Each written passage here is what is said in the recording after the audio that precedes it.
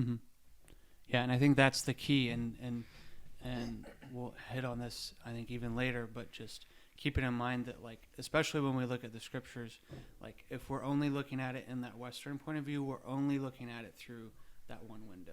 Mm-hmm. And if we're looking at it through the Eastern point of view, we can look at it through the other window. And so I think it's probably best and most helpful when we understand both and we're able to see it from both perspectives, and we can, depending on, different things that we're reading your passages, because Paul can use a lot of rhetoric. He's very good at building arguments. Mm-hmm. But it's also interesting because when you look at that, you have to understand the historicity of some of the arguments and the Jewish perspectives on those arguments and why he builds it the way he does, but he's a master arguer. Mm-hmm. But again, it's that mixture. Like, you have to understand why he would bring this in here, the thoughts of the day, like what this point makes in his context, and like why it ties to this.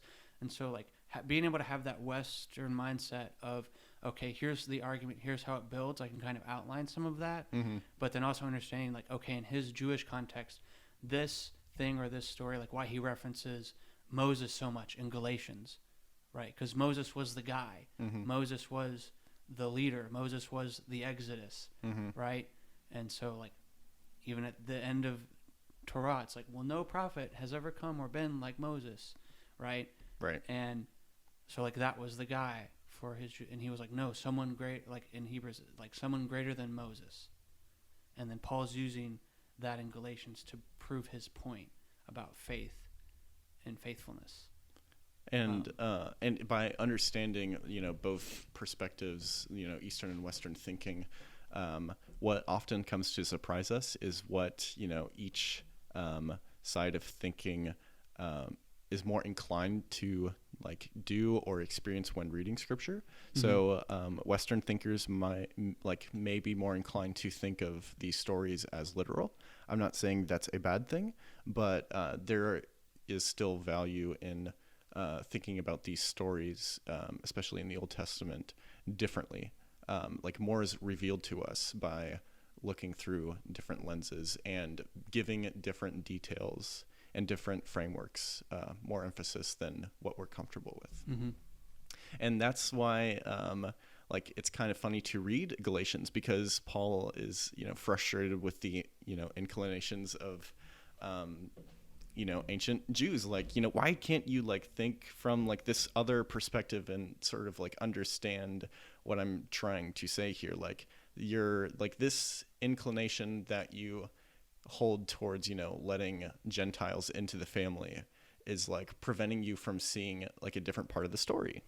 And it's still, I still kind of chuckle at, you foolish Galatians, like, every time. And it's like, I get that. Yeah. But it's something interesting. You brought up, like, Jesus using a little bit more, like, rhetoric with the Pharisees. But then the other thing that came to my mind, which, you aren't wrong in saying that, but the other story that came to my mind was when Jesus is asked, like, what's the greatest commandment? And he says, love the Lord your God with all your heart, soul, mind, and strength. And the second is like it, love your neighbor as yourself. And then he's asked, who's my neighbor? Then what does he do? Because he gave an answer that, like, tied two things together that hadn't been tied together. Because a lot of rabbis were asked they had, like, their favorites, right? And so Jesus asked the same question, like, what is the greatest to you? What is your yoke, right? And he ties two verses together that aren't usually tied together. But then he's asked, okay, explain to me this neighbor thing. What does that mean? And he goes a different direction. He says, well, here's a story about this man. And he's like, even in, like, he's so smart, because even in that story, he goes, okay, I'm going to make this character who gets helped a Samaritan. And you hate Samaritans. And my point is, you loving your neighbor is extreme as you helping and loving and caring for those you hate. But that doesn't hit.